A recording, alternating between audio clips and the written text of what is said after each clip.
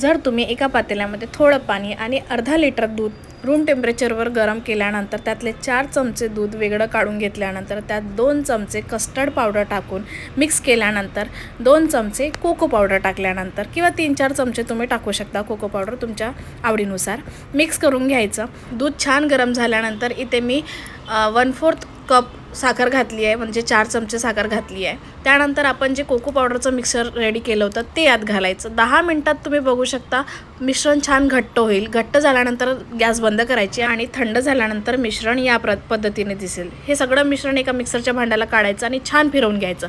बघा अशा पद्धतीने मिश्रण दिसेल। आता एका कंटेनरमध्ये थोडं आईस्क्रीम टाकायची, त्यानंतर थोडे चॉकलेटचे तुकडे घालायचे, परत थोडी आईस्क्रीम घालायची, परत थोडे चॉकलेटचे तुकडे घालायचे आणि कंटेनर मस्त डीप फ्रीजमध्ये 6 तासासाठी स्टोअर करायचा। 6 तासानंतर तुम्हाला चॉकलेट आईस्क्रीम रेडी मिळेल। वाव, तुम्ही पण नक्की करून बघा।